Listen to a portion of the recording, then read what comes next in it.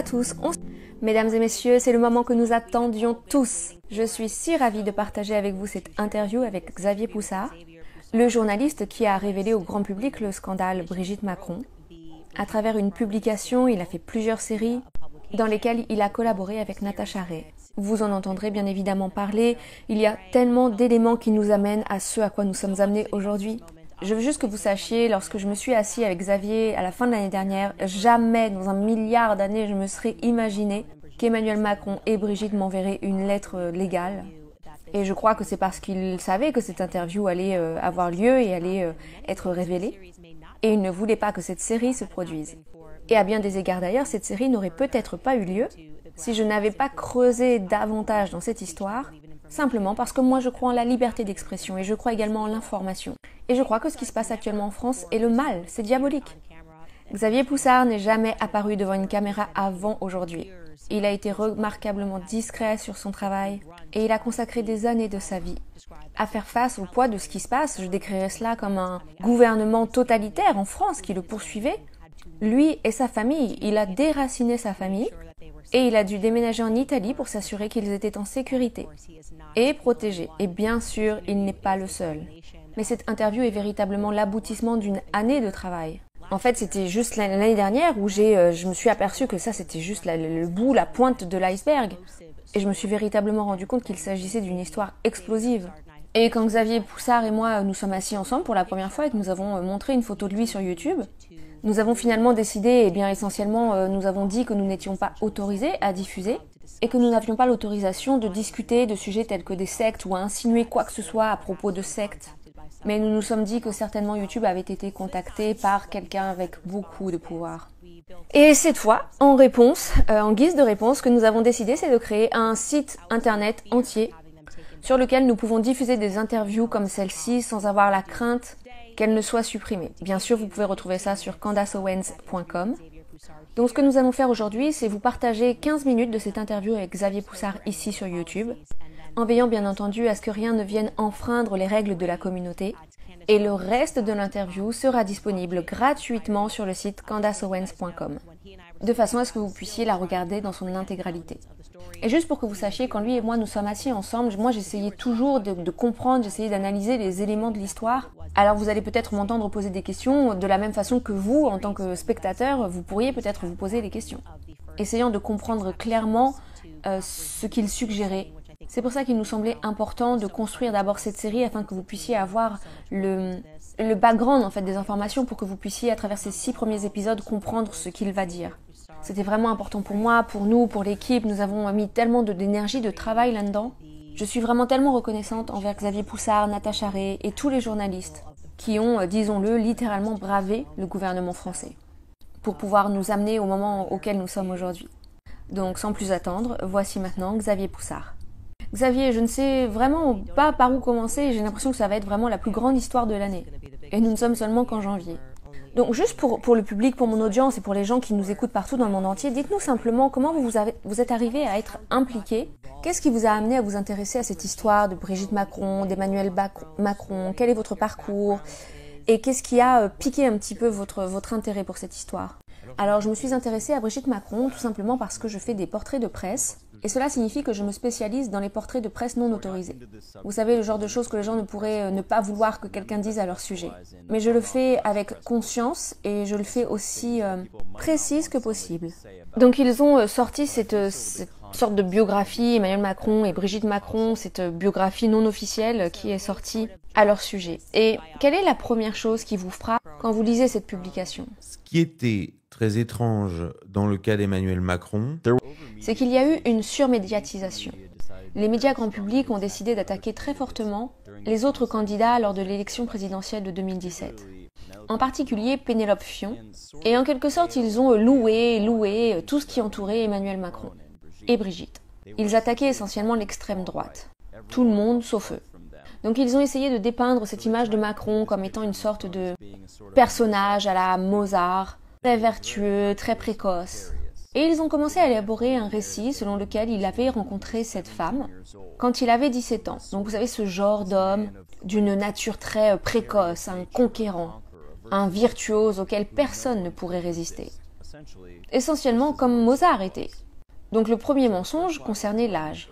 Un journaliste avait compilé une combinaison du nombre de fois où il avait été noté qu'ils avaient initialement inventé un récit selon lequel lui avait 17 ans et elle 36 ans. Donc c'était, vous voyez, c'est en quelque sorte cet homme courageux qui poursuivait la femme qu'il aimait à un jeune âge, parce qu'il était juste, voilà, un jeune homme très audacieux, pour ainsi dire. Alors qu'en fait, il avait 14 ans à l'époque et elle avait 39 ans.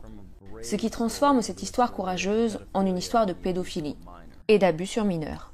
Lorsque leur âge réel a été révélé, il y a eu de nombreux mécanismes de communication mis en place. Ils ont vraiment joué sur la façon dont l'histoire a été présentée au public. Vous savez, c'était un petit peu comme le film avec Robert De Niro et Dustin Hoffman, Des hommes d'influence, où ils ont utilisé un conseiller en communication qui a apporté certains messages au public tout simplement pour le distraire du véritable scandale qui était en jeu. Un récit qui raconte que la différence d'âge est un problème entre un homme et une femme, l'homme étant plus jeune et la femme plus âgée, alors que la différence d'âge était exactement la même, par exemple, entre Donald Trump et Melania, et pourtant personne n'a sourcillé à ce moment-là.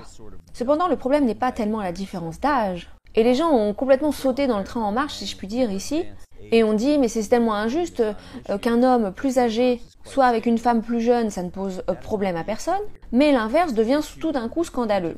Mais ce n'est pas le problème ici. C'est un problème de l'âge qu'avait Macron à l'époque où il avait 14 ans. Donc il s'agit véritablement d'abus sur mineurs, plutôt que juste une simple histoire salace de différence d'âge entre un homme et une femme. Donc en gros, ce que vous dites, c'est que les médias ont essayé de donner une tournure un peu féministe moderne à cette histoire.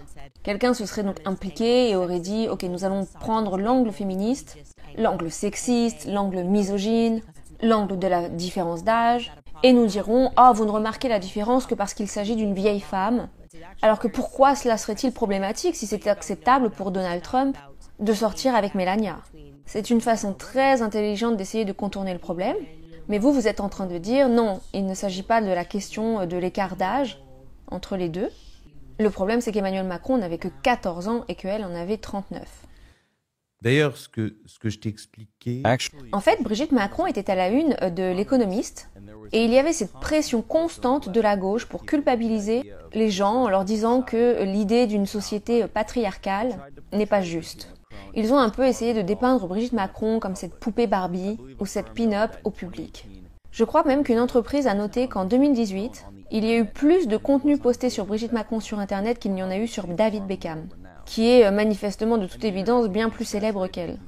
Et Internet est devenu complètement saturé avec ces photos organisées, truquées, retouchées, pour vraiment la faire apparaître attirante, comme une pin-up, en se concentrant toujours sur ses tenues, plutôt que de se concentrer sur ce qui se passait réellement. Les initiés et le pouvoir le savaient bien évidemment, mais les médias ne se sont pas concentrés sur son niveau absolument croissant d'importance dans la politique, qui a été bien plus grand que celui de la plupart des premières dames dans le passé. Et ils ont vu qu'il n'y avait aucune photo d'elle enfant ou mère. Ils n'ont trouvé aucune véritable histoire historique derrière elle. Et au départ, ça partait d'une bonne intention de la part des journalistes. Ils voulaient juste rebondir sur ce récit qui avait été créé. C'est une icône féministe, elle grandit sur la scène politique, racontons son histoire. Mais ils ont échoué à chaque fois. Ils se sont toujours retrouvés face à un mur de briques. Et je voudrais juste vous donner 2 citations de journalistes qui ne sont pas des complotistes. Ce sont vraiment des vrais journalistes. La première, c'est une femme nommée Virginie Lennart. C'est une juive ashkénaze et elle a couvert beaucoup de sujets en ce qui concerne l'Holocauste et d'autres sujets importants et graves de ce type à la télévision française. Elle a dit « J'avais besoin de photos de Brigitte Macron en tant que jeune femme, d'elle avec ses enfants jeunes, pour raconter une histoire, pour montrer un itinéraire en dehors de ceux qui sont estampillés par l'agence Best Image. Mais ce qui ne ressortait jamais, c'était sur des histoires, des photos, des images de sa vie d'avant. C'est un total blackout. » La deuxième journaliste, c'est Sylvie Baumel, qui réalise des portraits dans l'édition française de Vanity Fair. Elle a dit qu'en menant son enquête, elle avait l'impression d'être dans un épisode de Black Mirror, où le bureau du président a réellement trouvé un moyen de pénétrer les cerveaux de ses anciennes connaissances et de tout effacer. Donc nous sommes en train de faire face à quelque chose de complètement incroyable. Tous ces journalistes qui disent « Allons, racontons l'histoire de Brigitte Macron ». Ils trouvent autour de cette femme quelque chose comme une histoire presque paranormale. Donc ces gens, ce ne sont pas des journalistes complotistes. Ce ne sont pas des gens qui essaient de se faire une place. Ce que toi tu dis, c'est que ces gens, ce sont des gens déjà bien intentionnés, qu'ils étaient sincèrement intéressés par cet angle féministe de l'histoire de Brigitte, et que ce serait vraiment une histoire incroyable de réussir à couvrir cette histoire, de savoir comment une femme, comment cette femme est arrivée au pouvoir. Comme faire un petit peu un portrait, un article, comme cela a été fait sur Michelle Obama par exemple, pendant les années Obama. Et ils se sont dit, mais attendez une minute, elle est où cette personne? Comment cette personne est-elle apparue? Comment elle est arrivée ici? On n'a jamais vu un trou noir pareil sur l'identité de quelqu'un. Et là, on rentre dans quelque chose que peut-être on n'aurait jamais pensé atteindre. En creusant pour cette histoire, certainement, j'imagine que tu t'attendais à voir des pièces du puzzle manquantes et voir des choses étranges, mais pas au point certainement de ce que tu as découvert par la suite. Alors parallèlement, moi je m'y intéresse parce que je fais des archives. C'est ce que j'aime vraiment faire. J'aime revenir aux détails, à l'histoire, regarder les problèmes des gens. Et j'avais un tas de gens autour de moi, mes contacts à Paris, y compris des journalistes grand public, mainstream, dans les médias, qui m'incitaient, presque qui me suppliaient de dire des choses. Ils me disaient, mais vas-y, là c'est ton credo, c'est ce que tu fais toi. C'est ce que je fais, moi je vais chercher d'étirer des informations, je les partage, là où d'autres journalistes ne peuvent pas le faire. Et puis tout d'un coup, je suis tombée sur quelqu'un dans mon entourage de travail informel, et il a dit, mais c'est un homme. Comme tu peux le voir, c'est un homme. Comme si c'était le commentaire le plus évident qu'il pouvait faire à ce sujet. Un autre de mes collègues, qui est un fonctionnaire, l'appelait Amanda, qui est une référence à Amanda Lear. C'est un cas un peu similaire, ce n'est pas très connu aux États-Unis, mais Amanda Lear était une figure assez célèbre. C'était la muse de Salvatore Dali, c'était une chanteuse et une star de télévision. Elle est célèbre en France, donc ses biographies ont été écrites et réécrites. Et à chaque fois qu'elles étaient réécrites, il y avait des petites divergences, des petites coquilles, des choses qui n'allaient pas dans la chronologie des dates. Et j'ai eu la même sensation, la même impression quand j'ai lu la biographie de Brigitte Macron. Par exemple, la date de la mort de sa sœur en 1960, alors qu'on apprend plus tard que c'était en fait en 1961. Puis le décès d'une nièce l'année suivante. Mais ensuite, quand nous allions creuser pour des informations, on découvre qu'elle est en fait décédée en 1966. Et puis après, elle va dire « J'ai acheté ma maison, on a acheté notre maison dans le Touquet en 1950. » Et en allant creuser à la recherche des informations, on découvre qu'en fait c'était en 1957. Et à chaque fois, comme ça, l'histoire est modifiée. Donc on se dit à nous-mêmes, mais c'est quoi ce truc? Il y avait vraiment cet élément de création de complexité, de confusion, tout simplement afin de cacher l'éléphant dans la pièce. Pour en revenir à l'histoire d'Amanda Lear est née en tant que Alain Tappé, et il est très connu aujourd'hui. En fait, elle a été démasquée parce qu'à un moment de sa vie, elle se faisait appeler Peggy d'Oslo. Elle était en fait la trafiquante de drogue de Mick Jagger. Donc on expérimente, on vit toujours ces comportements très limites, à la limite. Mon point, c'est que cette avenue pour les personnes transsexuelles a été créée déjà bien avant, ça fait longtemps que ça existe. Mais il est aujourd'hui très dangereux de s'y plonger. Parce que vous courez tout simplement le risque d'être qualifié de fou. C'est qui ce gars qui prétend connaître les choses? C'est quoi cette absurdité? C'est un fou? Est-ce qu'il est fou? Donc moi j'étais confrontée à ce risque. Alors j'ai commencé à parler de ce sujet à mon réseau un peu plus large. J'ai commencé à aller voir tous ceux que je connaissais pour essayer de comprendre ce qui était en train de se passer. Parce que je savais qu'il y avait une histoire là derrière, et je voulais vraiment y aller à fond, je voulais creuser dans cette histoire. Mais les Français dans l'ensemble ne se rendent pas vraiment compte de ce qui se passe, de ce qui est en jeu. C'est pas vraiment sur leur radar. Ils ne sont pas tout à fait conscients de l'ampleur de la situation. Et puis tout d'un coup, j'obtiens le numéro de téléphone de cette fille qui s'appelle Natacha Ray. C'est juste une citoyenne normale, ce n'est pas une journaliste. Et elle prétend pouvoir prouver que Brigitte Macron serait un homme. Alors on commence à échanger des idées et à travailler ensemble pendant 1 mois. Et était-ce la première fois où tu as été présenté, introduit à la personne qui s'appelle Jean-Michel Trogneux? Parce qu'avant ça, il n'y avait pratiquement aucune photo de Brigitte Macron pendant un laps de temps de presque 30 ans. De sa vie à elle ou lui. Est-ce que c'est Natacha qui vous a présenté, introduit au nom de Jean-Michel Trogneux? Alors, c'est quelque chose d'intéressant. J'avais identifié ce nom dans les archives des documents trouvés, dans les tribunaux de commerce. J'ai commandé beaucoup de documents aux tribunaux de commerce, appelés l'INPI, pour retracer les entreprises. Je m'intéressais aux Trogneux et j'ai vu ce nom apparaître, qui n'apparaissait pourtant pas dans les biographies. Et j'ai réalisé qu'Emmanuel Macron ne se vendait pas très bien au public en tant que personnalité. Il était dans les fonds spéculatifs, dans la vie d'entreprise, et le public n'était pas vraiment captivé par cette image.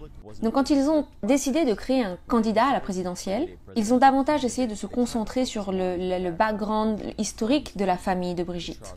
La famille Trogneux, qui est une famille de chocolatiers à Amiens, parce que c'est l'image d'une famille qui est vraiment enracinée dans la vraie vie du pays, dans l'économie réelle. C'est-à-dire qu'ils ne sont pas des banquiers chez Rothschild, ils ne font pas toute la journée des fusions-acquisitions, ils font des chocolats. Dans la presse française, ils ont même été comparés aux Kennedy. Et donc à ce moment-là, on s'est dit, mais pourquoi y a-t-il cette insistance sur chaque frère, chaque sœur, chaque nièce, etc., à l'exception d'un seul, Jean-Michel Trogneux. Jean-Michel a été complètement effacé. Et Natacha m'a dit qu'une photo de famille qui était censée avoir Brigitte sur les genoux de sa maman avait été montrée à la presse. Et elle m'a dit, mais regarde bien le petit garçon à gauche de l'image. Ce petit garçon, c'est Jean-Michel Trogneux. Tout simplement par processus d'élimination, c'est Jean-Michel Trogneux. Et ce frère caché, si vous regardez bien vraiment de près, c'est Brigitte Macron. Elle était complètement convaincue de ça. Et moi, je me dis, c'est interpellant quand même, ça vaut la peine de s'interroger et de vérifier. Donc aux États-Unis, nous avons une expression qui dit, on dit le chien qui n'aboie pas. Donc c'est assez intéressant. Ici, en fait, c'est le chien qui n'aboie pas.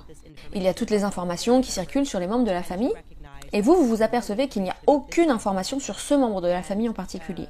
Et cette photo que nous avons vue de la famille à Amiens, moi je me souviens de la première fois où j'ai vu cette photo, parce que c'est la photo qui a fait que je m'intéresse à cette histoire.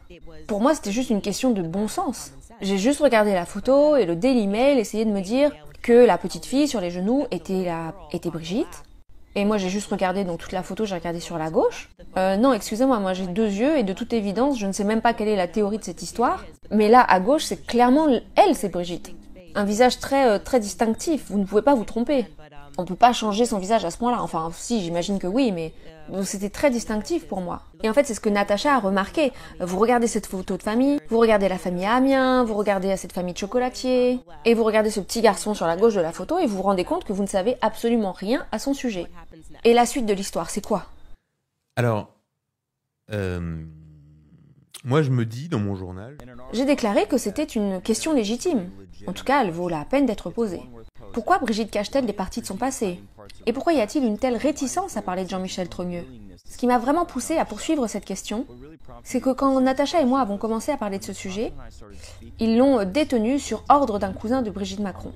Alors que Natacha était en train de développer une thèse très approfondie sur la façon dont Brigitte Macron serait Jean-Michel Trogneux et à qui les enfants de Brigitte appartiennent réellement. Nous avons ensuite réalisé que l'un des cousins essayait de nous piéger, en nous donnant des détails qui n'étaient pas tout à fait exacts, nous envoyant essentiellement sur de mauvaises voies. Ils ont essayé de manipuler Natacha, moi-même, puisque je me suis appuyée sur cette thèse pour obtenir des informations. Ainsi qu'un autre journaliste aussi d'ailleurs, pour suivre ces fausses pistes. Peut-être sur ordre de l'Élysée et du gouvernement lui-même. Ok, c'est fascinant, parce que là, c'est aussi quelque chose que, encore une fois, je dis à mes auditeurs, c'est juste du bon sens. Moi, je me dis juste, imagine, je suis la première dame de France, je suis Candace, et si quelqu'un vient me voir et me dit « Hé, ton frère, il n'existe pas, hein, ou ta sœur n'existe pas », moi, je vais profiter de cette occasion pour faire une conférence de presse, et je vais me tenir là, à côté de mon frère. Et je vais dire que les théories du complot sont néfastes, et mettre ainsi fin aux rumeurs. Mais certainement, je ne contacterai pas l'équivalent français des services secrets, et je ne leur demanderai pas d'arrêter un journaliste qui travaille sur une histoire. Ça, tout de suite, ça me donne un red flag, ça me signale instantanément qu'il y a quelque chose d'étrange. Donc vous dites qu'en plus de cela, ils vous donnent également de fausses informations, ironiquement, et qu'ils essaient en quelque sorte de vous amener à une mauvaise conclusion. Donc vous avez de l'intimidation et vous avez de la désinformation. Alors que tout ce que vous faites à ce stade, en tout cas de l'histoire, c'est que vous faites des recherches. Vous n'êtes même pas encore arrivé à la moindre conclusion. Mais cela vous donne certainement l'impression, qu'est-ce qui se passe? C'est quoi cette histoire? Malheureusement les gars, c'est là que nous allons devoir couper l'interview. Comme nous l'avons dit la dernière fois que nous avons échangé avec Xavier Poussard, notre interview a été retirée de YouTube. Donc cette fois-ci, nous voulons jouer la carte de la sécurité et vous permettre de vous rendre sur le site candaceowens.com où vous pourrez regarder l'interview dans son intégralité. Le reste de l'interview est complètement gratuite. Le sujet est bien trop important pour nous pour que nous le rendions payant. Nous espérons vraiment que vous apprécierez la conversation et j'ai vraiment hâte d'en parler avec vous les gars dans l'émission de demain. Comme je vous l'annonçais donc en préambule de cette vidéo, c'était là le début de l'interview entre Candace Owens et Xavier Poussard. Si vous souhaitez voir l'intégralité de l'interview, vous pouvez le retrouver sur le site de Candace Owens, candaceowens.com. Je ne pense pas traduire le reste de l'interview, car si elle a estimé que l'interview était trop touchy pour la mettre sur YouTube, je ne vais certainement pas m'aventurer à le faire. En revanche, s'il y a un débrief, je traduirai le débrief. Vous savez que je suis actuellement à l'étranger, pour ceux qui entendent les petites grenouilles derrière moi, derrière le micro, et je suis de retour à la fin de la semaine, donc certainement l'épisode débriefing, qui peut-être sera le dernier épisode de la série, je ne sais pas, sera disponible dans quelques jours ici sur ma chaîne YouTube. Encore merci à vous tous pour vos encouragements, vos petits mots, voilà, hyper bien attentionnés. Merci à tous ceux qui soutiennent mon travail à travers leurs dons, petits ou grands ou moyens, peu importe, ça me touche énormément. Vos encouragements me vont droit au cœur. Et je prendrai le temps de vous remercier tous individuellement à mon retour en métropole. Nous sommes ensemble une armée de vaillants gladiateurs pour la vérité. Et pour ceux qui se demandent à quoi ça sert, eh bien posez-vous la question, à quoi ça sert de défendre la vérité. Je crois que l'histoire avec un grand H nous a largement démontré l'utilité publique pour l'humanité de défendre la vérité. À très bientôt, que Dieu vous bénisse.